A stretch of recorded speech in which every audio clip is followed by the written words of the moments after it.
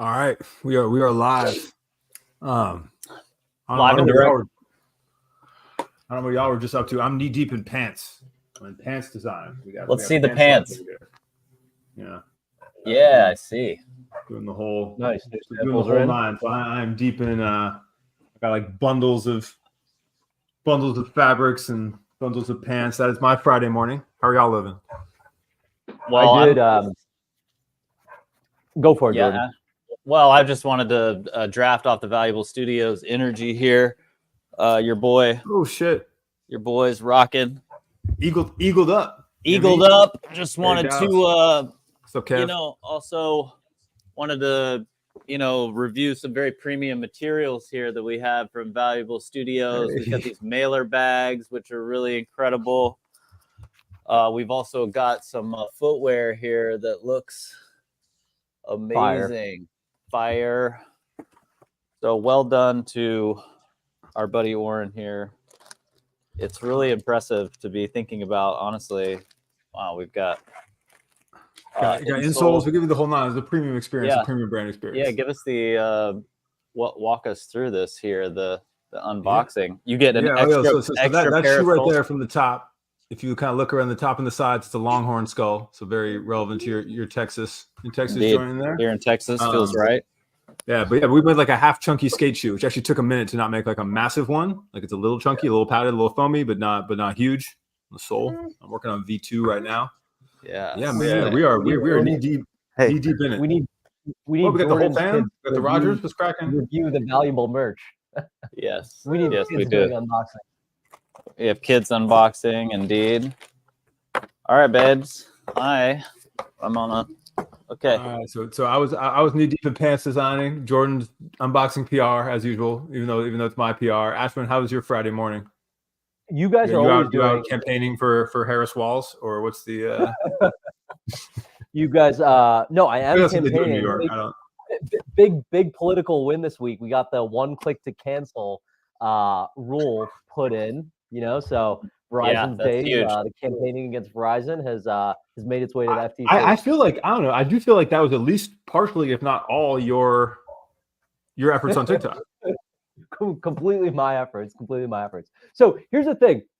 I actually think it's not that crazy if they've obviously like seen this. They get a ton of complaints every single day, but like Lina Khan is 35 years old. There's a bunch of people in the political space who follow me that I'm aware of because I've had conversations with them. There's certainly a world where like that has been floated. And then you look at all the comments and everyone's like, dude, these companies suck. Like Planet Fitness sucks. It's like, all right, one more boost, everyone's talking about it. So I'm saying down with big government, down with big subscription. Big subscription is going down. Yes, Tom Holland brew will be discussed today, Luke. And the Bero brew. Maybe we just dive right into that one because I've actually had multiple conversations about that packaging this week. Ashwinn, you want to give us the PR breakdown? Yeah, so breakdown of Bero, Tom Holland's beer. They have been working for the past year. If you don't know Tom Holland, best known as Zendaya's temporary boyfriend. Yes. I don't know what else he does. New non-alc beer. I think it was Spider-Man once. Noted short king. Was he Spider-Man a couple of times? I think a few so, times. Yeah. I always thought it was Tobey Maguire, but I guess the switch happened when I saw. I guess that's a millennial to Gen Z switch, I guess. Indeed. Yeah. So he launched this beer this week. It is this kind of like, pretty elegant packaging, pretty premium. You look at this relative to something like Athletic Brewing, which I don't have on hand, but Athletic Brewing is very much, very much like accessible, kind of feels like mass market, tells you a little bit of kind of what it is. And this is like elevated Miller High Life. But I do feel like, look, I'm just saying, if I'm drinking an Athletic Brewing, I'm probably getting away with it at the function. If I'm drinking a Bero, people are like, what, do you think you're better than me? Like almost immediately. So here's the thing. Well, so Jordan, how do you say this? Yeah. How do you say this? The name of this? Bero. Okay, Oren, what do you call it? I roll the R. Bero. Bero. You were calling Bero. So, exactly. Yeah. That's how I do it. I think the name of the brand is Bero. But I believe people are going to call it Bero. So it's like Bero play on like zero alcohol. maybe there was like a zero Oh, inspiration in there. Yeah, But I I look like at, Dawn's on the you know, Idiot Brothers. I look at packaging like that, and it's like I'm not calling that thing Bero. You know, I'm calling Yeah. like a garage beer vibe Bero. It feels almost too like cheap. So curious what just people are going to be calling this, and maybe That they is an switch it up. interesting conflict. Like the name and brand presentation, like you see the elegant brand presentation, you're like assuming an accent is like a very interesting, like subtle subconscious cue. Yeah, I yeah. love the brand. I think the branding's very elevated to the point like if this was pulled out on like a nice Manhattan bar, you'd be like, ooh, if this was like present at like if we're like pounding some natty lights with the bras watching the Rams, you know, doesn't fit. I will say it's a good beer. Can you do you want to do a shotgun on cam? What college did you go to? Are you did you go to a frat level college? Here's what I said. I was going to shotgun all of these. My buddy was involved in the launch of this. So I was like, dude, I'm going to make a promo video where I shotgun 8 Beros, hop in the whip, and then drive through the Holland tunnel, pull that tie-in back to Tom Holland. He's on the other side. Just get crazy. This is that conceptual talk that's why they come to you, bro. Yeah. That's why they come to me for the ads that'll never pass review through a committee. Speaking of shotguns, one of the skits, we're in skit mode, as many of y'all know. We have performed a skit together. We're all doing skits with other folks. One of the skits I want to do is I saw a dude shotgun a cold brew on TikTok the other day. Like he just took the thing and just keyed it and just, I was like, oh, okay. Cause that's like I feel like that's just a natural, like, because all the marketing guys, especially where it's like, the marketing bio is like, I love ads and coffee, you know, like it's very stereotypical. Totally. Like if we're just like, oh, like how much do you really love coffee, bro? Like shotgun this with me right now. And then it's just like Jordan and I like pounding cold brew, nitro cold brew to the head, you know? Yes, dude. That's maybe an early sobriety here. It looks like Tom Holland went sober. It's all the rage. I wish when I did this 20 years ago, it would have been cool. It was definitely not cool back then.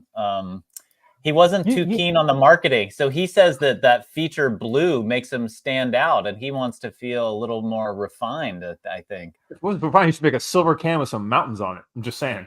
But I feel like refined. But if he wants it to fit in. But yeah, this is great. Excellent branding. I feel like it's a cool move for him. Athletic Brewing is destroying it. You know, I see those, bro. Like, I always gauge everything by my offline friends, like the dudes I play basketball with, and like what they're into, which is like David protein bars have like fully crossed over, and Athletic Brewing has fully crossed over. Wow. The Athletic Brewing is legit. Yeah. The David protein bar takeover of my non-terminally online friends who all heard about it from TikTok or a friend recommendation. Who were like, bro, you see it on the TikTok, you know, like, and then who have who are like 28 grams of protein, 150 calories is crazy. Like, I have one dude who takes that with a core power and calls it it's like getting a 70 because you get 70 milligrams of protein from the 42 gram pro tower, and the other someone else was like, but it's funny to see what crosses over super quick and what doesn't. Wow, they must have leaned heavy on seeding and gifting. I know they did on Twitter, but I'm like, all right, it's like now their TikTok shop. If you're on fitness TikTok algorithm, it is unavoidable. It is relentless TikTok shop. Their TikTok shop is like in the tens of thousands of units already. The David protein bar. Yeah. Wow. Which is just interesting to see, right? Because we'll see the seating and we'll be like, oh, this is going to make it to normal people X over, and they were like immediately in normal people hands. Wow, very interesting. The other thing with Bero, whatever, that I thought was interesting is, when he announced it, as well as all of the posts, like the response has been overwhelmingly positive. I don't know if they're manually like scrubbing any negative comments, but with any celebrity launch these days, I feel like especially in maybe because it's a non-alc and not an alcoholic one, there's just like a lot of like generalized like backlash, it seems, to these creators, and they're just like, oh, it's like a money grab. Whereas everyone here seemed like, his fans and audience seemed pretty positive about it. Which it's good that he has talked about his sobriety journey and that he's not coming out and making an alcoholic thing. Like who was that? Blake Lively and her like Betty Booze or Betty Buzz stuff. Oh, got it. Well, I do think it's like a bit of a force field too. It's funny because I've actually heard through the grapevine, like Athletic Brewing is not trying to brand themselves as like a sober beer. It's more like I think health and wellness. Like it's not for people who are trying to quit alcohol. You know, they're very specific about that. Yeah, I think in all of that stuff, like I think it's very hard in the NA space, and it's like we've had some of these lessons on like the Oklahoma smoke side is like to position to people who are trying to quit something and then who like have a dependency on it. It's actually like not really the positioning you want to lean into. And for a lot of those people, they're just like, I need to like cut the entire experience and habit and ritual like out of my life. I don't want something that tastes kind of like beer because then I'm just being pulled back into like wanting and craving a beer. I've had 6 Beros and I feel no fucking different. So like, give me my like, Heinekens that I actually need. So I think like Athletic Brewing kind of like learned that and leaned into that. And I think a lot of the NA brands like that stay away from like, hey, this is like for if you're trying to go sober, it's like much less of like problem solution and more like, hey, for people who just like, it's NA, use it however you want, whatever consumption experience like makes sense for you. Yeah. I do think it's more aspirational to say you're someone who is reaching for the next level of fitness and wellness versus just trying not to be a degenerate alcoholic. It is funny. As someone who also does not drink, who drinks tons of non-alcoholic beverages, I would just never grab a non-alcoholic beer that just has literally zero appeal. The only appeal of beer is that it had alcohol in it. I get it. There's a market out there for that. It's just so bizarre and beyond what I would look at. Wait, hold on, because I think that's an interesting topic. When you say you're a consumer of non-alcoholic beverages, do you mean like what does that mean? Just like Gia is we have endless stream of Gia in our household, endless stream of like Dessoir, random anything, random. Basically, that's that Orange County stuff. Oren, what is that? Can I get that in like Texas? Non-alcoholic, like the mocktail or like the adaptogenic drinks, like Kin and like all that kind of shit. Like those are all there. Obviously, all the cannabis drinks are all there, but would never consider like. And I see people, guys who are basically trying to not drink during the weekend. I'll see a lot of Athletic Brewing around while other guys have beers, but that's the only framework that I've like seen that in, and I would just never be interested in consuming one. Well, I'm totally with you. I can't remember where someone gave me one of those. Oh, it was one of our friends. We were at the lake one time last summer, and one of our friends was pregnant, and she didn't want to drink, and everybody else was, and so she bought like every version of a non-alcoholic whatever, and I tried it there. And I'm with you. I haven't drank in 20 years. I never have felt like, because someone also gave me like a Corona Zero, and it was terrible because it just tastes literally like a Corona, just with no alcohol. Yeah, I was gonna say this is the appeal is missing. Yeah, nothing there. But like for me, I don't know. The Athletic Brewing and a couple of others I found are like a good flavor. They don't taste exactly like beer, but they taste good. So I'm with you. There wasn't an appeal there, but then I finally got it locked in. All right, let's pop on. We've hit 15 minutes on Bero. What do we got? We got popping up next here. Jamie's asking us about our topics. We have a few. Let me see if I can remember. We have Crocs dog shoes. That's right, Crocs and Paris Hilton. Yeah, we have the Prada moon landing. The Prada moon landing outfits. All right, should we go to Crocs first? Let's do it. Okay, here. I've got the long story. I'll sort of a little preview while you bring this up. So Crocs, noted footwear of the elite, has released Crocs for dogs with Paris Hilton leading the campaign, crocking up all her dogs. But what I thought was interesting about this is you can't actually buy the dog Crocs. You can only buy the dog Crocs with regular Crocs. But they're really making it a thing. Obviously, they get her with some dog Crocs. Like they're going hard on this concept. They obviously think that this isn't like haha marketing. This is like there might be some actual product fit here. And Kevin's saying talk about Crocs Overpuff also, which I'm unfamiliar with. So I'm gonna check that out. They're not wrong. I do think there are people who will buy Crocs for their dogs. Yeah, Crocs Overpuff is crazy. Have you guys seen this? Like the quilted Croc? Yeah. Do either of you own Crocs? I don't. No. Do you? Do you, Ashwinn? No, absolutely not. I'll never purchase Crocs. I couldn't either. I couldn't do it. There's the Salehi Bembury ones like tempted me a couple of times, but I just I just couldn't do it. But I remember when my brother's kids had them on all the time, but then by the time it came around to my kid, it was like natives are like what's popular with kids now. It just didn't hit it. But I would remember when I was working in cannabis, Crocs were huge in like bud tender culture. Like you go to NorCal and they'd all have the Crocs with the Croc charms and like you'd be out and like in the like out exterior sack area. But popular thing. I get why people love them. I mean, they easy, it's cheap, it's comfortable, it's personalizable. But I just find it interesting. Like they tend to have hits of it, and so them being like, all right, like we're gonna like what total available market? What's a massive TAM that no one's touching? Dog shoes and just running at it. Yeah. I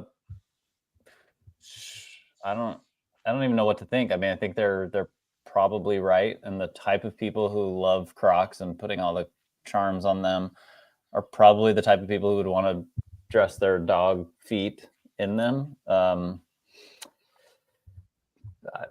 This one is Paris. I mean, just to be the fact that Paris Hilton has had a resurgence here the last couple of years is fascinating. I mean, I don't know. Yeah, look, she has the pan with the heart top, which is I don't know if you guys have seen this. Like she has her own pan line at Walmart or wherever, and they all have like the little top thing that you hold is a heart on each of them. It's cute. Oh, Paris Hilton pans. Yeah, I mean, I feel like that's a recipe for you to go. This may have been one of the pan recaps. There we go. So you got a little heart shaped with the heart top. Let's go. Clever. Honestly, it probably rips.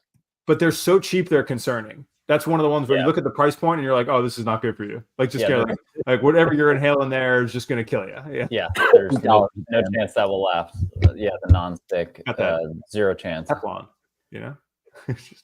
I mean, okay, so how is Crocs doing business wise? Do we know? Like, I think they. I'm pretty sure they're still mooning. Yeah, I think they are. Let's see. Well, it's Hey Dudes that they bought as well. Oh, maybe not. I'm looking at their cash on hand. Only 1.6. Only 160 mil. Brand Brothers now financial analyst, actually. Financials, yeah. Well, it looks like maybe the peak. Well, no, okay. I don't know. Like obviously, cash on hand isn't the biggest metric, but that's a pretty low amount for a business of that size to have on hand. But look at this. They're acquiring. Well, they acquired Hey Dude, which to me is like just hilarious. Like personally, I did a video on this that I absolutely regretted about 10 minutes later. And it was just on how I don't know how any grown man could put those on with any kind of straight face. And man, I was at the Hey Dude. I'm sure there's more than one, but I was at the factory that makes my shoes also makes Hey Dude, amongst other, and they had massive Hey Dude branding everywhere, which is like so funny. You walk in this is like a deep China factory, like not accessible, and it's just like huge, like 10-year-old like faded Hey Dude posters, like just absolutely everywhere. But let me tell you, they were churning out shoes. Yeah, they are. I think the guys who are the kind of like Hey Dude audience are also wearing dress sneakers, which is like a pretty massive audience. Dress shoes with like the sneaker. Oh yeah. Like shoes? Sort of Allbirds, like no. I know exactly what you're talking about. Yeah, the zero. I saw some the other day. I saw like the 0 grand, which this was. Hold on, I just saw. Tell me the Common Project crowd has pivoted to Hey Dude. Yeah, these. I just saw these. I just saw these in the airport a couple of days ago. I was like, wow, that was an era. This is like the A1 shoe of the business traveler, right? You go into an airport, you're going to see thousands of pairs of these. I feel like in the reduction of this was like step one in like 2010 or something, or 2015, and 10 years later we've devolved to Hey Dudes because of like 2020 just accelerated the culture. I mean, look, I participate in it, but it occurred to me one day, I went on to like sort of this, I don't know, it was like a nicer pizza place, but like everyone was just walking around in like sweatpants and Hey Dudes and Crocs, and I just feel like Don Draper and the crew would just be really aghast at how we're all walking around in pajamas basically every day. We need dye workwear as the new cabinet member of the U.S. on clothing. Well, to Jamie's comment. Speaking of Lulu, they've got 2.24 billion cash on hand. So her comment that Crocs and Hey Dude may be acquired by Lulu may not be out of the question. Wow, a lot of cash to have on hand. There is no chance Lulu's acquiring Crocs and Hey Dude. Like, slim, but you might be surprised. Any brand like that does not have a significant retail presence in a brand with a staggering retail presence in a completely different category, you never know. But yeah, I agree. There is not a brand fit. No, they're like core demographic. I mean, unless like they would want like, the male that they're going after is not the Hey Dude male. In my opinion, they would want like your Vuori male or something like that. Basically, all of Ashwinn's Orange County brethren. By the way, I happened to see this video this week on the Lululemon disaster of acquiring Mirror. Does anybody remember? I can only imagine. For $500 million, and then wrote off like 450. I just want to know who got the kickback on that. Who, I guess the Mirror, the people from Mirror who got acquired, but like, man, I think we all could have seen that coming because they didn't have product market fit. How are you going to acquire a business for $500 million who doesn't have product market fit? Mirror kind of got started around the same, like a little bit after Peloton, right? Yeah, and like I think you can see. Yeah, I think like all of these guys, when like there's like a zeitgeisty moment or like thesis that like all of these brands will have where it's like, oh, connected fitness is the next wave, like at-home fitness is the next wave. And so then they just start looking vertical by vertical. And it's like, okay, Peloton is owning like the bike, but who's owning like the free weights? And it's like, okay, that's going to be Mirror. That's our bet. So like, let's buy them, integrate them. We have the distribution for it. Frankly, even before there is like that product market fit, they probably, who knows what they had done in sales at that point, but I'm sure it was just like in New York sold to, a handful, not a handful, but like, I'm sure it wasn't that large of a business when they were sold. Yeah, I mean, you could see. I do remember, like all of us, have the tendency to think that what is now will always be, or And I do remember in like 2021, it was like, oh my gosh, gyms are gonna all go out of business. Studios, like hotels are gonna be done, and travel is over as we know it, and like. I think people thought that Peloton, that the spike was always going to be like the new norm, and it's just not. People desperately wanted to get back into real life experiences. I think you did a video on this week, Oren. Well, shout out Mirror, knowing when to get out. Because they could have said no. Mirror, the Peloton offers were there. Mirror, absolutely. Yeah, you're right. They did. It's funny. I'll give that for anyone who's looking at potentially having their business acquired. An anecdote I like to tell often is that there are many people that say, oh man, I should have taken that acquisition. And there's very few that were like, oh, I shouldn't have taken that acquisition. So this is just a good reminder of what we've got there. Spoken from experience, I suppose. We took the acquisition. It was probably still the right thing to do. Even with the L. Okay, sorry, that was a diversion. Next one. From our agenda. What was the other? Hold on. All right, we hit Paris. We didn't have a ton of links, so yeah. We have Adobe. This is a good combo. So I don't know if you guys have seen the demos coming out of Adobe here, Adobe Max this week. We are all hashtag Adobe partner, so this is not going to be slanderous, but there's going to be a good conversation going on. So they have made a bunch of tools, including Video Extend. So that's one of them, where basically you can extend your video 4 seconds or whatever to fill stuff in, and it will just keep it going relatively seamlessly, and the demos look great. But then the one that I shared in the chat is this feature where basically you can take something in Illustrator, like say this was your flyer you designed in Illustrator. You can drag an existing flyer or other reference you have. Yeah. They make very careful when they say in the demo to be like, one of my old files I don't have the files for, instead of being like someone else's design. Yes. But you can just drag that in here, reference it, and it's going to redesign it to match this existing one here, and then do it basically excellently. So you're going to watch this move. Boom. And so this is, look, this technology is amazing. They are doing stuff that is going to happen. It is natural that all this is going to happen. Yeah. But this is just a removal of basically the base standard of graphic design. Like if you are a mediocre to mid-level graphic designer, this work is now able to be done by anyone decent. And obviously there will always be room for that kind of stuff, but it is a changing nature of the guard in terms of what a lot of this is going to look like, which has a lot of designers kind of relatively up in arms. I look at it and I'm curious what y'all opinion is, that like, this is going to happen. If they are not going to do it, Figma's going to do it, or Canva's going to do it, or a third party is going to do it. And we need to be really thinking about like what the future looks like if you're in kind of those professions, and then how you stand out. But at the same time, it's also going to enable basically every business to be able to make good. There's truly no excuse not to have good looking stuff, but it's quite the combo online. I'm curious what y'all think about it, and what you should do if you're a graphic designer.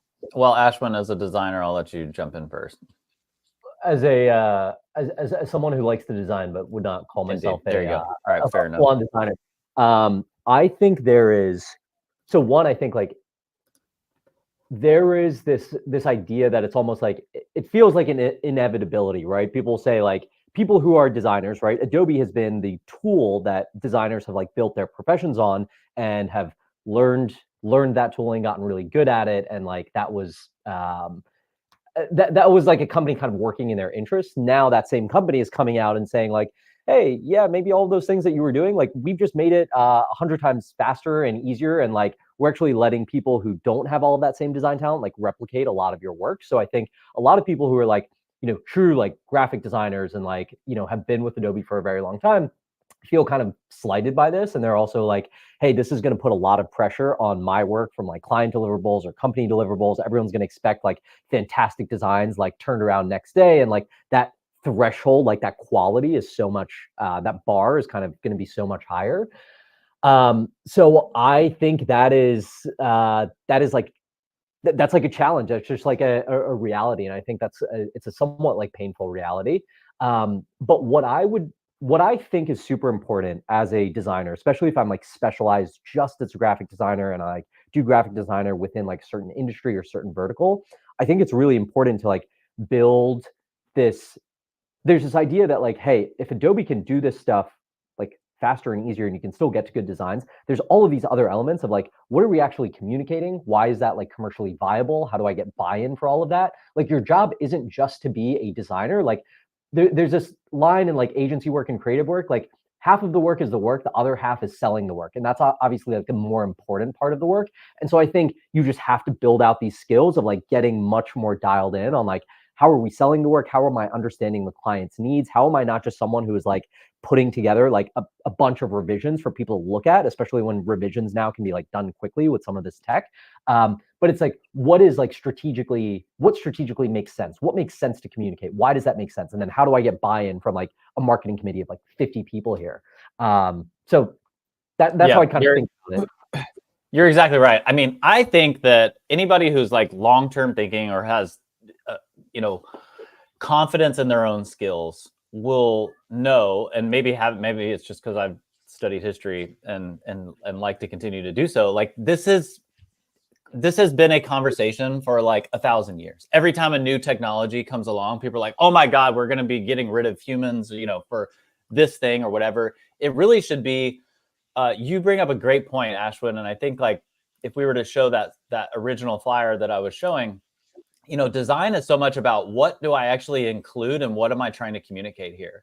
So even though the like aesthetics could be changed really quickly here, you're still going to need an intuitive designer who knows what the actual information that will cut through that is actually important to showcase, right? What should actually be big versus small? What information should be helpful and relevant? And that's, I think, where like strategic design comes in. And I think you do a lot of good stuff on that on your stories. This is not going to eliminate the need for designers. In my opinion, this will eliminate probably some of the tedious work, at least in things that I've seen like AI can do, like note taking. Like, do you know how many freaking like meetings I used to sit in? And like, we would sit in 9 hours of meetings a day, and you always just get like the lowest level of marketing person would be there like, hey, could you take notes on this? Like that you should not be paying a person a salary to do something like that. And that should be a godsend to anyone who can just get rid of that type of tedious work. So hopefully this is the tedious stuff, and strategy is still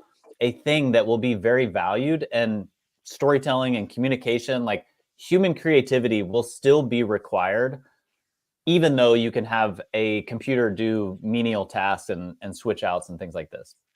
I don't know. Oren, Yeah. what are your thoughts on me? So look, I do think really what it comes down to, I think the pain point for most designers is that everyone just needs more and more assets now. Work that used to be X or Y, or work that used to take X or Y time, you now need more of it and more of it and more of it. And this is going to lead to even more of that. There's no longer the ability to marinate on anything or make anything great because you're just like the asset amount is huge. But I do think that to the point of what you mentioned is, look, the biggest gap I see that I have conversations about almost every day is there's a hard time going from brief to reality, both with strategists who are trying to get stuff in for paid marketing, for people that are trying to go into social content. There is a severe lack of people that can accurately brief and communicate back and forth with people that create both design and video to actually make assets that are good. And that is probably one of the highest paid roles and one of the the most searched out things that people are going for now is this like quasi creative director, quasi creative strategist. And it's funny because I've actually seen some more antiquated design Twitter, like kind of shit on the brand strategist, creative strategist role, like over the last 2 weeks, while at the same time, like all my friends that do that are like making 200K plus. Yep. Is because there's just this gap between what normal workflows are like and what like people really getting it are like. And I just think this is going to accelerate what a lot of designers don't want, which is the fact they're going to have to do way more in the process, right? A lot of them just want to design, and that is going to be not what this case looks like. Like everyone's going to be multidisciplinary, and so for people that spent 20 years getting into it, that's going to be a hard swap, even 10. But if you're new to it, you can kind of embrace those skill sets.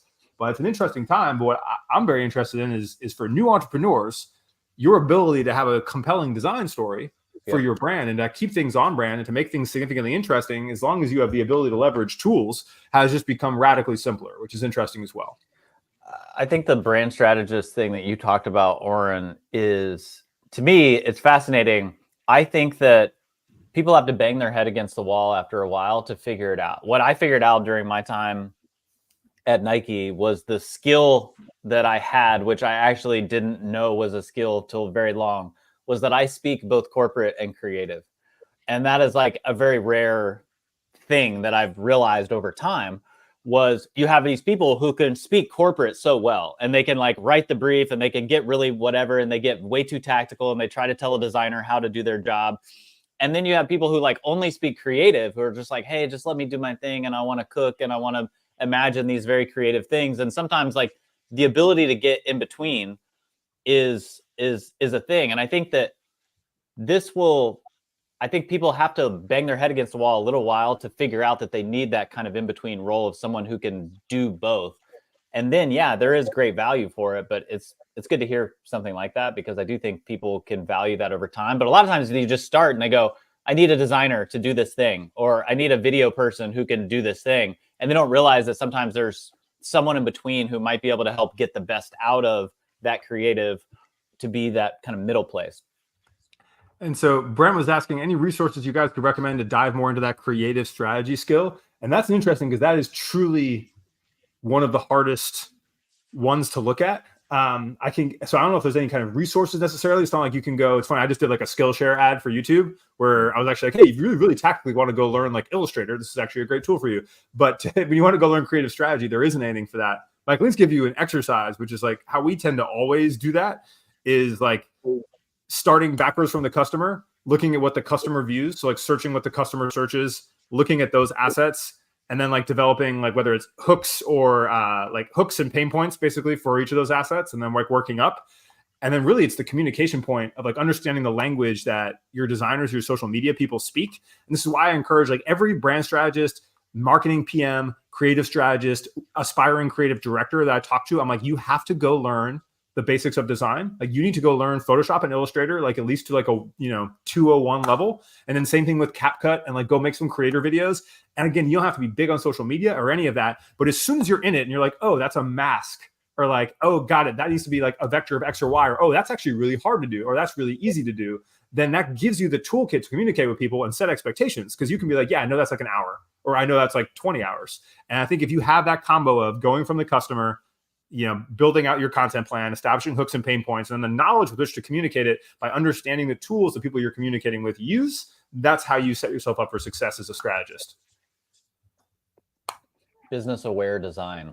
Yeah, that's true. I think that, the hard part is like, you just have to kind of get in the fire sometimes. So like, I do think you need to be able to understand how to So I consider myself kind of a creative generalist. So like I'm okay, I can fumble through Illustrator, I can fumble through Photoshop enough to know that it's not my strength, but and how hard it is. I also like, taught myself how to edit movies back on iMovie years ago, which is available if you have a Mac. It's on your toolkit now. CapCut is the thing that's so easy. And those are just the foundational like tools. And so, yeah, the running joke, I think, with videographers and editors that I used to say, and I watch this all the time, like corporate people would receive the first cut of the video. And if you're an editor, most editors are actually editing to the beat of the music, or like the song is basically like the foundation of everything that they're doing, if it's some type of like hype video or something. And people would like go, oh, okay, I really like it, but like, can you just change the song? And like, that's one of these things that would just like make someone just implode. Yes, they can, but that means there's a whole other order of effects that you're going to have to change as well. And I'm sure there's examples like that within design that are, okay, if you just change this one thing, that's actually a whole cascade of all these other things that have to change as well. And so just having the skin in the game and being able to understand the second order effects of the asks are super valuable. Yeah, I wish it was funny. I wish like I'm gonna have to do the YouTube like how to brief 101 video or something. But Brief is we'll get into it. The brief what do you guys got on the docket? Any big campaigns or projects coming up, or any what do you all working on as we go through October? We have a non-alc wine brand launching November 15th. Natty or chemical? Natty. Let's go. Wow. Yeah. I didn't know non-alcoholic wine was a thing. It's a huge thing. Yeah. Is it? So wow. It is. It's a pretty big thing. Recently, probably like the biggest news in this space was last week, LVMH took a stake in a company called French Bloom, which makes a non-alcoholic Chardonnay, maybe. They make a non-alcoholic wine. They're probably like the biggest player in the space, most like premium price point. But yeah, there are at least, I'd call it 15 to 20 brands in that space. So yeah, we've been working probably eight months or so now on this brand with one of our clients on this NA launch, which I'm super excited about because I'm very excited about the branding and the team and the positioning and stuff. Let's go. Sick. I want to shout out. I know who had mentioned, Mr. L mentioned the Jacquemus Nike bag, which I wanted to call this out. This is a very 60-second interlude of like, I have this bag, got this bag for my wife. It is not big enough to hold a phone. You cannot fit a phone in it in any way, shape, or form. No way. And she doesn't have like a big phone or a Max. It's just simply not shaped to be able to hold it whatsoever. So the only thing you can put it in is like cosmetics and some gum, like, and your keys, which is such an L. If it was like half an inch bigger, it's sick, especially as like a female accessory. And it just does not, for the life of it, fit. It's which is too bad. Oh wow. But anyway, that's my thought on that. Jordan, what do you got coming up? Oh man. I film, of course, we are Adobe partners here. I actually filmed Adobe Express video on the golf course yesterday. I was like, I can actually do that. Like, I personally love Adobe Express because I'm design illiterate, and how much like Illustrator and Photoshop make me want to jump through a window. And so Express is actually very helpful for kind of a design idiot like myself. So that was fun. And then wrapped up I don't know. Consulting world is weird. I don't feel like I can always talk about the stuff externally, but I feel very fortunate that there are some like really cool things. I just wrapped up a big golf project with a big company that was kind of a dream of mine. With the signature Jordan Rogers Callaway Club comes when? No, TaylorMade gang over here, but respect to the Callaway team. I mean, honestly, something I love seeing the valuable, the valuable studios that you've done, Oren, because, I think that I want to at some point kind of pivot my like Perseus brand to do collaborations in sports across, whether that's like golf, basketball, football, just like make things because I really enjoy making things. So it's been fun. I've been soaking up all of your playbook over time. Thanks for sharing it with the world. We'll have to take the revenue to the next level to get to the playbook. Come on, we're almost there. Indeed. Yeah, indeed. All right. I've got a couple of things that we can highlight here. One, I wanted to show in my world of like footwear, Hoka just did this really clever spot that I thought was really interesting yesterday to launch their trail shoe, which is like kind of taps into this ASMR of that's hot and social, but it's like in a studio. It's like really clever. Here, let's see. Can you hear this?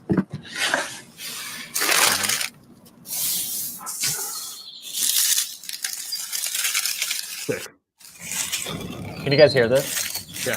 Okay.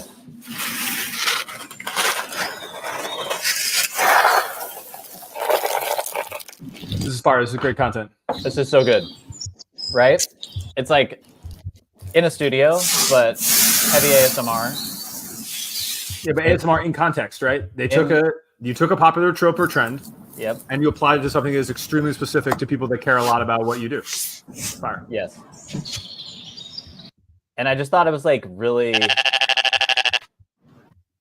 And it's got the goat out. Yeah, it's like it's just very this sort of juxtaposition of this white studio, and you're taking like it's just kind of this meta concept of like taking these elements indoors and then shooting it indoor. I don't know. I just loved it. I thought it was really, really smart. Big Hoka fan. Might be the only good Hoka video I've ever seen. So good for them. Touche. They're rounding the corner. Coming full circle, going back to their trail running roots. Indeed. Yeah, literally, look at the rest of their social media. The rest of their social media is just like extremely okay. So good for them for trying something new. I applaud the team who allowed them to experiment. Oren, you know, the Brand Brothers are talking about trying to go tap in with the Hoka gang and trying to help elevate in some way. You're right. The social isn't. It's okay. It's okay. Right? Okay. It's not bad. Yeah. It's just okay. But that makes, and it's a brand it's complex when you're middle of the road in a lot of senses, because like my dad wears Hoka, I wear Hoka, my son wears Hoka. Like you got the full diaspora, for lack of a better term. Yeah. But like stuff like this, where at least again, I just encourage when I'm in those scenarios and those brands are really there's like some comfort level. Basically, exactly what they're doing. Being like, hey, can 1 out of every 5 posts, 8 posts, like be a moonshot, you know, or like be something interesting? Like it doesn't have to be every post, but let's just continue to like attempt to elevate. And then maybe if that works, hey, can we do 2 out of every 5? You know, then you start to sneak in something more exciting. Yeah, I wanted to highlight one thing as well. I do have an update in the Zendaya on. She posted on feed. She finally posted on feed. Let's go over to Zendaya really quick, and I want to highlight the importance of why as a company it's so important. So Zendaya has 181 million followers right now. Of course, it's not branded externally, and she dropped it on slide 3. But here, if you just look, like On has 2 million followers. You know, Hoka had 1.8. She has whatever 200x that or 100x them. So you know, it's important because when they're signing her, they want access to her audience, which is a massive audience, and you know, she's in the top 25, I think, of most followed people on Instagram. So this is super valuable for them.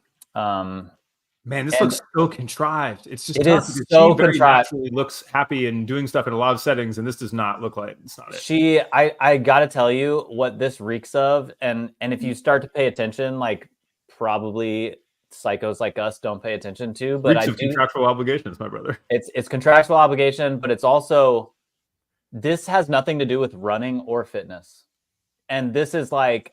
What they really want is for her to be like fit, run, have some type of, you know, authentic connection to what it is that they're actually trying to do. But she already said she doesn't run and she doesn't work out. I know. Now they said that in the interview, which I'm sure they did not want, you know, but I know that they were probably hoping that they would get more out of her in that realm. And so here we are, we put her on a slide, and that is the most active we can get. It's just,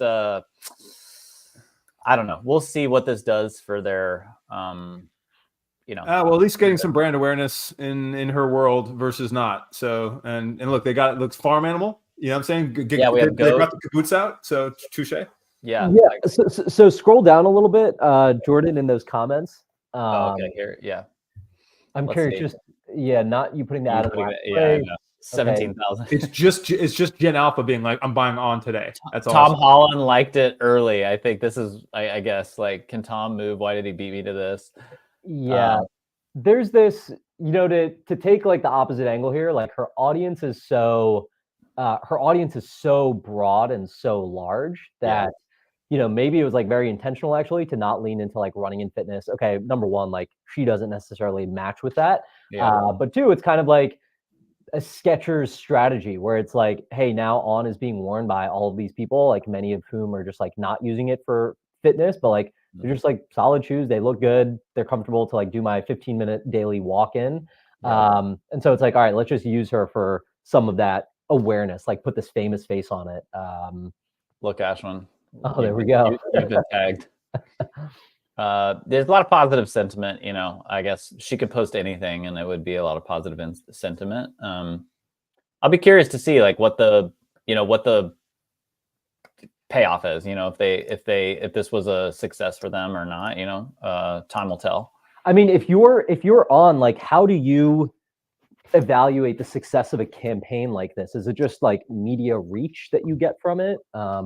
I can't imagine that there's a terribly direct way to think about sales here. Yeah, I think you'd have to like come in. I mean, anything that she posts, the engagement is going to be insane. So like if you just benchmark it against any of your other athletes or anything that you've ever posted, it's going to be like her engagement was off the charts, you know, and the sentiment is overall positive. So like I'm sure in their conference room after this, it's a big success. And I mean, you know, their business continues to grow too. So what, you know, who am I to you know, judge? But I found it funny that she's refused to post thus far.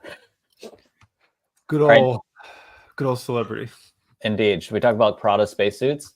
They should have got her and Tom together. Yeah. Well, I mean, this learning to run. And he's this like, live stream he's like, babe, like we gotta run. She's like, oh my god, you know, like, yeah, we're to work. This live stream is. He's like, I've got the refreshments afterwards, and don't worry, no extra calories, no extra, no. It'll be great for your skin. Babe, well. I got you your one piece of salmon. Yeah, indeed. All right, Prada worked with the NASA to make sure that the spacesuit is fashionable. I was a little you know, I was trying to read between the lines here. For the benefit of all humanity, NASA and its partners will land the first woman and the first person of color on the surface of the moon. They consulted the Italian fashion house on how to produce a suit that would visually inspire future space exploration. Now, if you looked at this before you knew this, would you think anything different? No, it just looks like a spacesuit. It literally just looks like a spacesuit. And also, I'm just like, and to the point of the person in the chat being like, I want Schiaparelli for Mars, which I'm gonna butcher that pronunciation. Like, can we get Stone Island? You know what I'm saying? Like, goddamn, like, can we get like someone who does like performance? Like, I don't need my astronauts being chic. When I think of Prada, I don't think of the excellence of material development. You know? How about Tom I want Sachs? that spacesuit to work. My man said Tom Sachs. My brother, you can't be just saying that out here. No, I'm sorry, that's true. Maybe who else? Who would design a great spacesuit? I mean, I would like this. To me, this is like North Face would be like, you know, Ashwinn. They play different. They play in space. They play anti-gravity. They play anti-gravity. What is their Explore More? What was their old line that we liked better? Never stop exploring. Never stop exploring. This would like crush. You know, never stop exploring. You know, they've transcended the boundaries of Earth. A new era for North Face. Donosaur says North Face rocket spacesuit. Oren, do we get an all black Rick spacesuit? You get lost. Yeah, you just blend in. It's just the full brutalist extended shoulder pad. But I do feel like it seemed it would make way more sense for someone who's like known for material innovation. You know? Yeah. It's also I was like wondering what the woke mob, for lack of a better term, would say. Is like, you know, when I saw this headline, I was like, oh, somebody's gonna jump on this. My man said the Arctic spacesuit. We can't have China addressing our astronauts, brother. Oh yeah. Touche in the race. Who would be American made who would actually be able to weigh in? Yeah, touche. But that said, the Arcteryx one would go hard. Yeah, because Arcteryx valence times NASA. Let's go. Yeah. The first woman. Why does this woman have to have Prada? You know, like, this is so funny when you go down this rabbit hole of like, you know, I've been there. The women's empowerment. They think that they're like trying to women's empower, and it's like, why does a woman have to have Prada to be able to do her job? Like, did the NASA woman actually ask for this? We don't know. Anyway, damn, I just got, you guys have had this happen before too. I just got so like I can't comment on Instagram anymore. Have you guys had that happen? No. Yeah, I can't respond to comments. Oh, that's Wow. stink. I know other people have had it happen. It happened to Zach Kravitz. Oh, well, hold on. That's account specific, and specifically the trolls usually are the ones who like will block people from being able to respond to them. So occasionally when I get this is more like I'm in my own comments and I'm trying to respond to comments and it's like have to retry. Well, in your own, like people can comment on your video and they can block people. Oh, yeah, this is all like normal. This is like the homies. Okay. You know? Yeah. Well, I don't know that one. I had let's see. There's a couple other things that I thought were. Someone says a lot of people post about the commenting issues. Okay, cool. Maybe it's an Instagram thing. That'd be wonderful if that's actually the case. That's why I bring it up on live. Indeed. Because I got the new pro setup I posted this morning and it's going off and then fucking. Oh no. Nothing. Oh yeah, you do. I saw it. It's beautiful. Hey, I'm just wondering, like, is Wilson doing like incredible content? Yeah, like Wilson is doing incredible product and incredible content. It's amazing. What the hell happened here? I do know a good friend of mine who was like a really well-respected design guy at Nike and eventually the Jordan brand got poached from that. And he was like, dude, they're like, when he was telling me when he was about to leave, it was like they're cooking. They've got, I don't know whether it was like new investment or new leadership, but they're doing incredible stuff. Yeah, it's funny. All it takes is I have these conversations a decent amount, right? Because people will be like, what changed at X or Y? And then the couple of times where I know it, it's like, oh, they finally promoted that one director of marketing who was like the guy or the girl, you know, like, and like now they're in charge. And it's just like, and someone's just like, oh, I get to have the budget now. And then they're just cooking, right? And then those people get poached to wherever else. But it's funny, about Wilson's like, I did this Ritz London video today. I'm doing like a series on like good social media and or like luxury social media. And I'm doing Ritz Carlton next. And then I'm about to do Wilson was the one after that. It's just like, it's because you can really just pick out exactly like they're doing all the stuff that like, I mean, I talk about it a bunch, like, oh, things look like vintage ads. And, you know, like the way they do collab posts, it's like the art direction of everything. It's like they're using the Lacoste art direction stuff from like decades ago, right? Like it's great. It also seems like this is recent. You know, if I look back, like they've only got ever since they dropped the vintage bag. I think that was the moment. This is my picture. I know nothing about the scenario, but when they dropped that vintage brown bag, whoever was in charge of that, because that went like nuts, someone was like, give that person more responsibility. And then that person was like, we are going to cook from here on. They did that wedding dress thing, you know, story, which was great. So like, man, it's fascinating. And they just have this random like Caitlin Clark. Well, so even signing her was like, okay, whatever, I mean, let's go. On their basketball side, I guess. But really fascinating. I mean, it's super cool, and like how relatively quickly you can turn something around if you just get like good taste. When people always like, oh, my content's done, we're shadow banned, our content, the head counts. I'm like, if you just make like one good video can change your trajectory of basically anything. You know, like one excellent video. And then from there you get to 10 good videos and your entire brand is perceived differently. It's true. And it's like, shut up. I you know, it's driving me crazy this week. I made a YouTube video last week after being off, and it sucks. It's not there. Like there's no views. And you know what? I go, Jordan, your video sucked. Like you didn't, you just, it's not a good video then. It's not that the freaking algorithm doesn't like me. It's not that I'm shadow banned. Like it's so stupid, you know, like just make a good video, make better stuff and you'll do better. Do y'all have anything else? I got a random one here. We can go keep bringing them up. Politics of today. Okay. All right. To talk about. Okay. So maybe it's because I'm here in Texas. But I told y'all about this, how the political ad we had a couple weeks ago, where it's about like, you know, it's all about how the Dems are letting boys in sport. You know, this is the big boogeyman down here. So this company here, Dems are letting Patrick Mahomes into women's football. It's okay, right?